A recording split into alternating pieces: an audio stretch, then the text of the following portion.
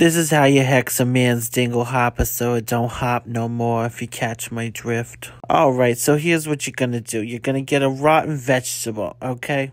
Grab one of the nasty ones at the bottom of your refrigerator that you keep buying and you never eat. I'd go with something from the nightshade family, like an eggplant or a potato. But I've seen it done with cucumbers and bananas. Now you're going to cut it open and start adding your spell ingredients. You want to use your herbs for hexing, sleep, and chastity. I'm using cloves, poppy seeds, basil, chili powder, and some coconut. You can write their name down on a bay leaf and stuff it in there, or carve their name into the vegetable. Seal it up with some black wax or whatever you got on hand. And then you're going to start pinning it back together. You can do this with coffin nails, screws, toothpicks, whatever you got. Now you're going to get some twine and start wrapping it up. Come up with a good spell and you're going to say it every time you wrap the string around the pin. You're going to keep saying it, alright? Repetition is very important. And lastly, you're going to leave this somewhere to rot, like in the backseat of his car. Get your ass up and raise an army of the dead using the powers of necromancy. Seems like nobody reads the Necronomicon anymore. It's all freezer spells and piss jars. You know, it's not like the old days. Now I gotta wear my sunglasses with all this love and light trying to blind me. And what's going on with all these witches trying to join a coven? The last coven I joined was the Jonestown Massacre. Fortunately, I never drank the Kool-Aid. Not because of the poisons, I just can't stand the taste of artificial cherry. And you know, being a witch these days means having to accept the fact that most of your spells look like a recipe for a very delicious chicken parmesan. But this isn't Peter Pan, alright? You're not Tinkerbell. Nobody's gonna start levitating just because you had a couple of happy thoughts. Sometimes you gotta dust off the crystal ball, pull out your 3,000-year-old dark magic grimoires, cut your hands open for a little blood magic, and start speaking in a dead language so you can curse Amazon for delivering your packages late. I mean, don't tell me it's same-day shipping when we both know I'm not gonna see my DVD box set of The Young and the Restless for at least a week. Anyways, did I ever tell you about that time Mozart cut off one of his ears for me after I told him I didn't want to go steady? I mean, romance just ain't what it used to be.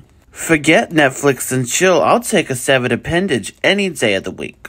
This is how you smoke cleanse. But anyways, last night I popped into the Astral because I had a craving for some metaphysical tacos. So I'm flying down the Astral Highway, right? And I'm going pretty fast, but as I pass a Walmart, I'm pretty sure I saw God hanging out in the parking lot. And naturally, I shout out, "Hey God, how come you never pick up the phone and answer some of your prayers? You got a full voicemail or what?" But I don't think he was listening to me. Which honestly, that's pretty on brand for God, so I can't be mad. But even Persephone answers my calls once in a while. I mean, it's not like I'm asking for forgiveness or anything, but a little financial stability would be nice. I mean, they say God's work in mysterious ways, but some of them don't seem to be working at all, if you ask me. But maybe there's a labor shortage or something, I don't know. I mean, they'll perform miracles, right? They'll get little Timmy out of the well, baby Jessica can walk again. I'd just like my car insurance covered for a couple of months. Anyways, I'm posting a video of me playing GTA 5 over on YouTube, plus I got a podcast coming, so check it out. Alright, let's get these herbs restocked. We gotta restock the apothecary. I got these little funnels from the Dollar Tree. I'm gonna try and see if they work out for me. We're starting off with a little bit of lavender. I mean, if you're not using lavender, are you even doing witchcraft? Probably. I don't know, I don't make the rules. Well, this funnel is garbage. It's probably best for powders. Maybe salt. Jesus, I'm making a mess here. This funnel's trash. Alright, let's try that again. See, this is the unglamorous side of witchcraft. This is where witchcraft meets the intersection of tedious and physical labor. Anyway, somebody wanted to know if I knew the Baba Yaga, and as a matter of fact, I do. See, me and the Baba Yaga go way back. I knew Baba Yaga when she was just Bob. Of course, that was before the sex change, but I digress. Now, me and the Baba Yaga met at a haunted pizza parlor over by Martha's Vineyard. We got in a little tussle over the great pineapple on pizza debate. Naturally, I won, so we ordered a large Hawaiian. Long story short, she stiffed me on the bill, and she's been dodging my calls ever since. So if you see the Baba Yaga, you let her know she owes me money for half the pizza and the drink she ordered.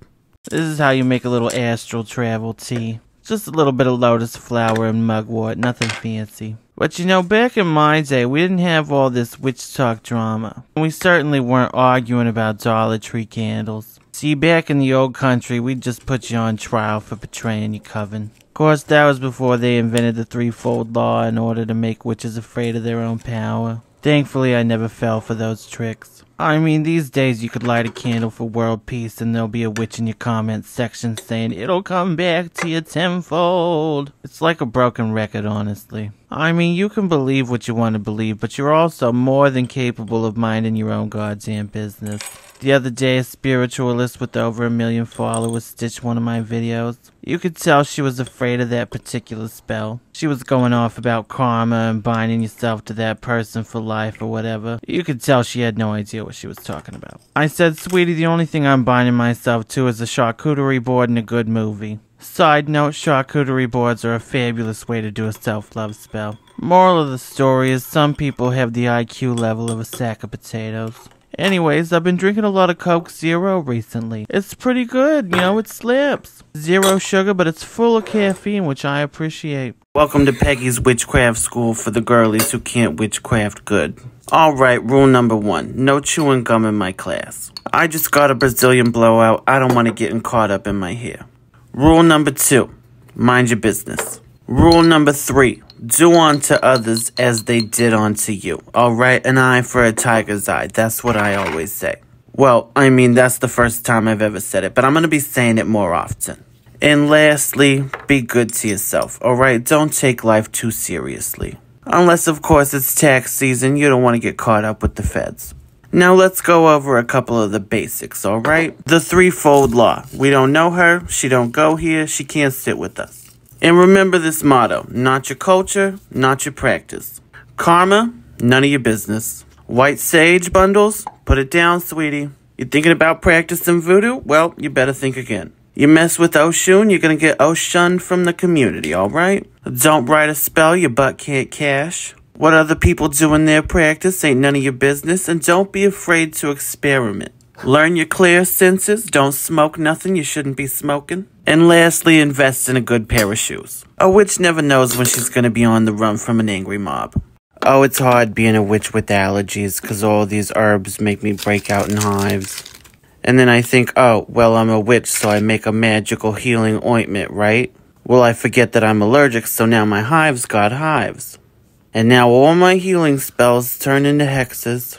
Seems like my best protection spell is an EpiPen and some Claritin. But you know, I've been dabbling in chaos magic recently, it's true. The other day I hexed my roommate by leaving the toilet paper on the counter instead of putting it back on the roll. Absolute, pure chaos. But you know, I like to live dangerously. Yesterday I flew my broom to a 7-Eleven to get me a pack of Virginia Slims. I didn't even wear my seatbelt. Well, call me Mrs. Tom Cruise, cause I do all my own stunts. Actually, I feel bad for Katie Holmes. She seems like a nice girl. But did I ever tell you about the time one of my exes wrote a play about me? It's true. It was called Macbeth. Tried getting him to call it McWitch, but he never really had a good sense of humor. This is a pretty simple money spell that you can do at home. Okay, so I have a lot of new followers. Hi, I'm Riot Addams. This is my real voice. I know you all love Peggy, but I run the show here. But my little community that we have built here has reached over 500,000 followers, so I just wanted to say thank you to everyone that's here.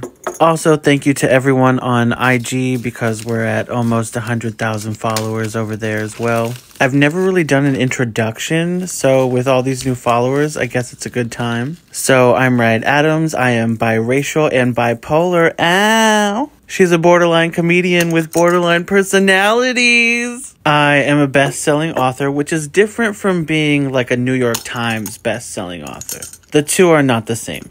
But I get a lot of questions about my books. My occult books are out of production, and that's for personal reasons. I have a podcast coming over on the Tube app. I'm also on Threads and IG. And if you're ever looking for the spell ingredients for my videos, go to the comments. Creators can't pin comments anymore, but I always post the ingredients in the comments section.